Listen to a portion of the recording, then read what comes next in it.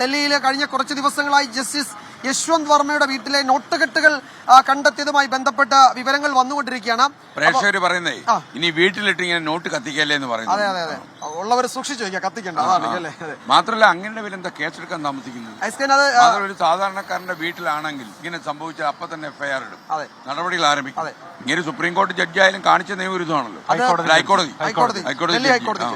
അപ്പൊ അദ്ദേഹത്തിനെതിരെ criminal case എടുക്കണമെന്ന് ആവശ്യപ്പെട്ട ഒരു ഹർജി വന്നിട്ടുണ്ട്. നമ്മുടെ മലയാളിയാ കൊടുത്തിരിക്കുന്നത്.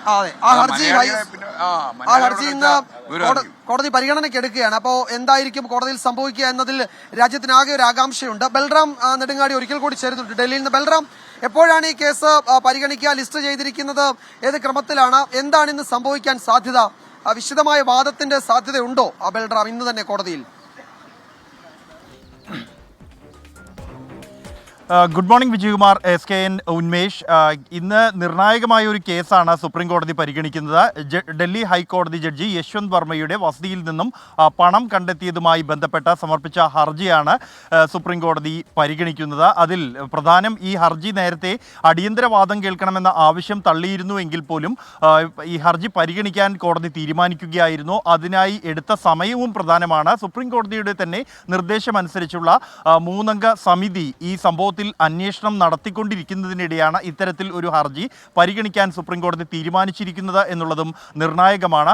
ഇതിൽ തന്നെ ഈ ഹർജിയിലെ ആവശ്യങ്ങളിൽ ഒന്ന് എന്നുള്ളത് ഈ ഒരു കമ്മീഷന്, ഇത്തരത്തിൽ ഒരു അന്വേഷണ സമിതിയുടെ നിയമനം തന്നെ നിയമവിരുദ്ധമാണ് എന്നും ഈ ജഡ്ജിക്കെതിരെ FIR രജിസ്റ്റർ ചെയ്ത് നടപടികളുമായി മുന്നോട്ട് പോകണം എന്നുമാണ് ഹർജിയിൽ ആവശ്യപ്പെടുന്നത്. ഇത്തരത്തിലൊരു ഹർജി സുപ്രീം കോടതി പരിഗണിക്കുന്നു.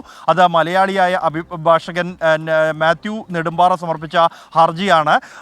Justice Abhay S. ഓക്ക, ജസ്റ്റിസ് ഉജ്ജൽ ബുയാൻ എന്നിവരടങ്ങുന്ന ബെഞ്ചാണ് ഈ ഹർജി പരിഗണിക്കുന്നത്. ഈ ഹർജി പരിഗണിച്ചുകൊണ്ട് എന്ത് നിലപാടായിരിക്കും അല്ലെങ്കിൽ എന്ത് പരാമർശമായിരിക്കും കോടതി നടത്തുക എന്നുള്ളതും നിർണായകമാണ്. രാജ്യം മുഴുവൻ ഉറ്റുനോക്കിയ സുപ്രധാനമായ നിയമവ്യവസ്ഥയെ പോലും കളങ്കപ്പെടുത്തുന്ന തരത്തിലുള്ള ഒരു സംഭവമാണ് ഈ ഉണ്ടായിരിക്കുന്നത്. ഇക്കാര്യത്തിൽ സുപ്രീം കോടതിയുടെ നിലപാടുകൾ ഏറെ പ്രധാനമാണ്. അതേസമയം ഈ സംഭവവുമായി ബന്ധപ്പെട്ടുള്ള 3-അംഗ സമിതിയുടെ അന്വേഷണം മുന്നോട്ട് പോകുന്നു.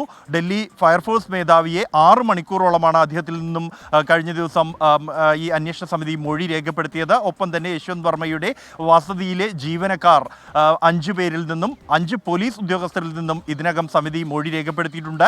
ഇന്ന് യശ്വന്ത് വർമ്മയിൽ നിന്നും ഈ സമിതി മൊഴിയെടുത്തേക്കുമെന്നാണ് നമുക്ക് ലഭ്യമാകുന്ന വിവരം. വിജയകുമാർ.